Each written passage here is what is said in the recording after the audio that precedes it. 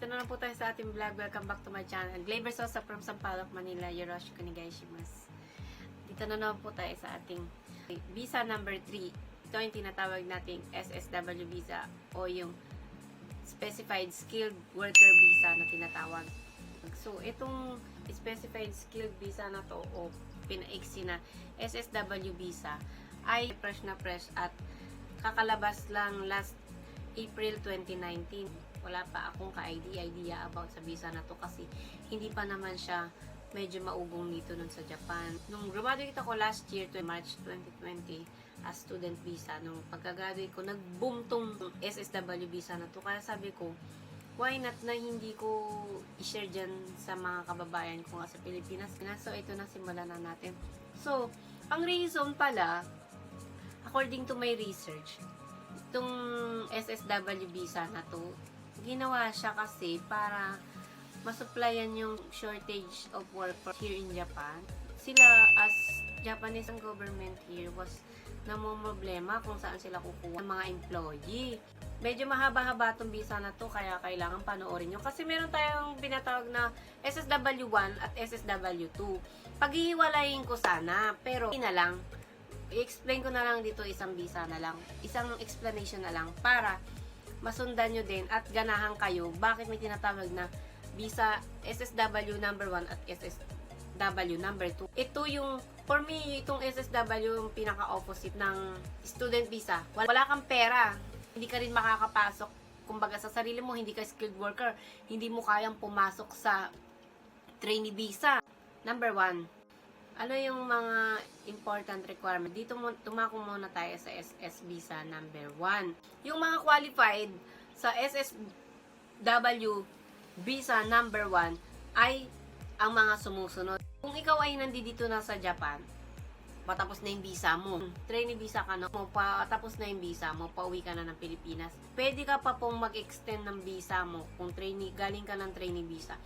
Pwede kang mag-continue ng visa mo, pero ang magiging visa mo naman ay SS visa number 1. Kung meron kayong kakilala na nakauwi na sa Pilipinas, natapos na sila ng trainee visa dyan sa Pilipinas, nakauwi na sila, pwede pa po sila ulit mag-apply nito SSW visa number 1. Basta maganda yung record, at least na-complete mo yung technical intern training mo. Or kung nandito ka pa, kahit di ka na muna mo, pwede mo itong i-apply sa City Hall dito, mag-renew.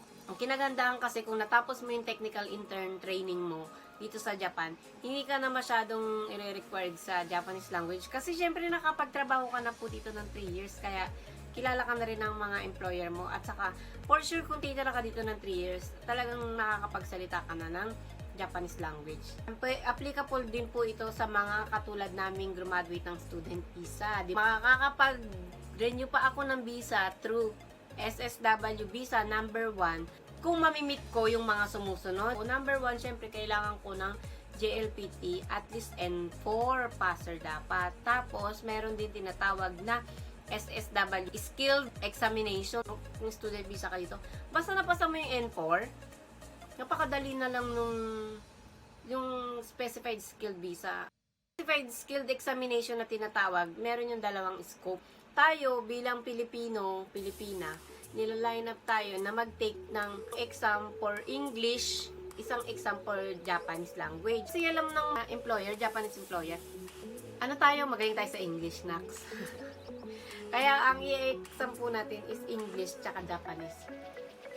Ang next naman, para naman sa mga nakatira outside sa Japan, yan nga, inuulit ko, yung mga nakatapos ng technical intern training o yung trainee visa nila, nakatapos na sila, nakauwi na sila dyan sa Pilipinas.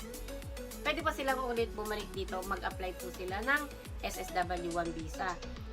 Kung ikaw naman ay, yan nga, bagong-bago ka, wala ka pang alam paano mag-apply kasi ito yung visa na tinatarget mo, yun pa din po. Ipasa mo yung Japanese language, at least N4, tapos po, specified skilled examination. Dumako naman tayo. Ano ba yung pwedeng maging trabaho ng SSW visa? Sa SSW1, meron tinatawag na 14 industry fields and job categories to engage in. Ito yung mga sumusunod. Number 1, care worker, nursing care. Ito yung, dyan papasok yung mga caregiver ano din po sila, pasok sila sa SSW visa. Number 1 yun. Number 2, building cleaning management. Interior building cleaning. Maglilinis. Number 3, machine parts and tooling industry. Ito yung mga castling, metal press, finishing, welding, forging, factory sheet metal work, machine inspection, die casting, electroplating, painting, machine maintenance, machining, hindi ko alam pinagsasabi ko, machining, aluminum anodizing. Anodize, parang vulcanizing yung aluminum anodizing. Yun yung number 3. Okay, number 4, industrial machinery industry. Ang dami nito. Babasahin ko isa-isa para masundan nyo. Kung nabibilisan kayo sa pagbabanggit ko, i-slow mo nyo na lang to po. I-slow mo nyo na lang po itong video. O kaya, ilalagay ko din yan sa comment box below para masundan nyo. Ito naman po yung mga nakapaloob sa industrial machinery industry. Casting, painting, finishing, electric equipment assembling, welding, forging, iron work, machine inspection, printed writing board manufacturing, industrial packaging, die casting, factory sheet metal work, machine maintenance, plastic molding, machining, plating, electronic equipment assembling, metal press. Number 5, electronics and information industries. Andito naman po pumapasok yung machining, finishing, printed writing board manufacturing, industrial packaging, metal press, machine maintenance, plastic molding, factory sheet metal work, electronic equipment assembling, painting, plating, electronic equipment assembling, welding. Sunod po, constructions industry. Siguro ito yung Gemba, construction industry. Dito naman po nakapasok yung tinatawag na formwork construction. Yun nga, formwork construction. Earthwork, interior finishing material mounting, plastering, roofing, concrete pumping, telecommunications, tunnel and propulsion, reinforcement construction, construction machinery and construction. Paulit-ulit. Construction. Reinforcing bar joints. Yun naman yun. So, sunod naman po category. Pag-ilan na ba to? Hindi ko na nabilang. Sunod pong category ay shipbuilding and ship machinery industry. Dito naman po papasok yung welding, finishing, painting, machining, ironwork, electrical equipment assembling. Sunod po. Excuse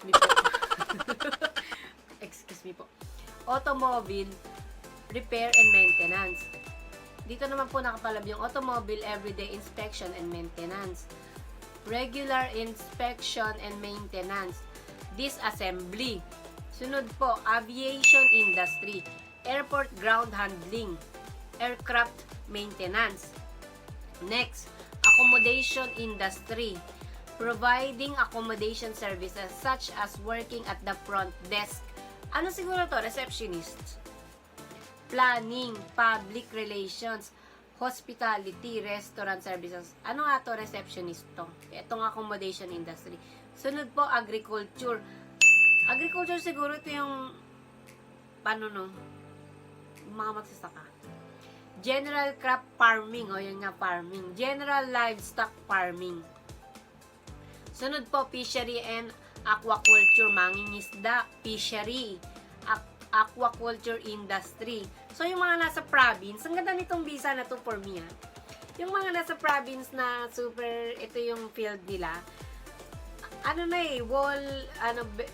well experienced na sila sa ganitong visa. Kailangan na lang talaga pala nilang mag-aral ng Japanese language para makapunta dito sa Japan. Nakakatawa tong visa na to. Tapos, next po is excuse me po, manufacture of food and beverages. General Food and Beverage Manufacturing. Ano siguro to? Factory dito. Yung isa kong kakilala dito na nag-SSW, nasa ano sila? Yung kaibigan ko, nasa Tokwa Factory sila, Tofu Factory. Tapos niya mag-aral ng as student visa, nag-convert siya into SSW visa. Ito siguro under siya ng manufacture of food and beverages. Nasa tofu industry siya. Next po ay food service industry. Ito po ay under ng general restaurant industry. Ano to? Siguro service crew. Food services industry eh. O sa mga restaurant siguro. Uy, nagtrabaho ako dito sa sushi ah. Pag sinabi sushi ah, yung mga 100 yen na mga sushi. Grabe, nagugas akong plato. Tapos naglalagay ako ng mga kung ano-anong isda sa sushi. Eh, yung mga hapon, dami-dami kumain ng sushi. Isang kainan lang nila. Ang bilis dapat. Hindi ko kinanag-resign ako, sumasakit yung mata ko kaka. Hindi ko na alam kung anong mga pinaglalagay ko sa iba. Anyway, yun. Tapos, nabanggit ko kanina na parang nakapaloob dito kung nasa province ka. Yun nga, kung mangingisda ka, nagre-repair ka ng mga kung ano-ano. Nagwe-welding ka, nag-i-inter-building cleaning ka. SSW visa number 1 is applicable siya hanggang 5 years. Tapos, yung family member, hindi nga lang siya allowed. Di ka pwedeng makakuha ng family mo as SSW. Diba, nakarating ka, for example, dito ng welder. Nag-under ka ng welder. Parang hindi mo na siya gusto. Mayroon tinatawag na job changing. A worker is allowed to change the job only within the same industry. Job changing must be completed within 3 months. At least 3 months daw pwede kang mag-change ng work. Tapos ito na, pasok tayo sa skilled visa number 2.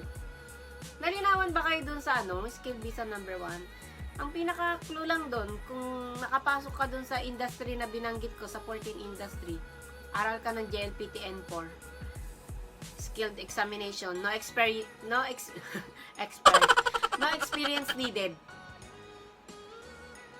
Kasi pag napasa mo yung skilled worker examination, doon nila na matitest kung talagang kung talagang well experienced ka na, kasi napasa mo nga yun, hindi mo siya mapapasa basta-basta din yung kung wala ka rin alam sa industry na yun. Dumako naman tayo sa SSW visa number 2. Sana na susundan nyo ako kasi medyo mabigat tong tinatalakay natin.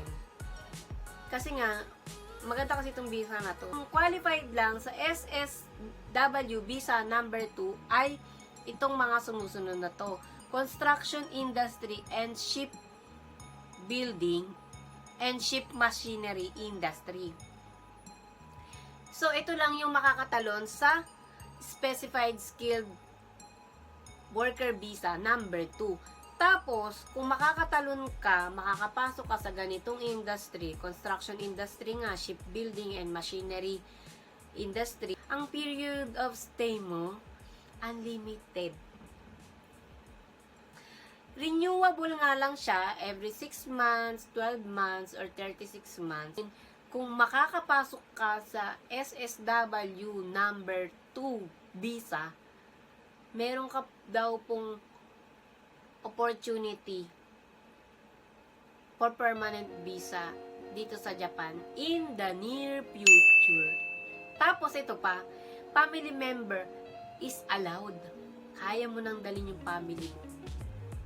Mag-construction worker na lang kaya ako.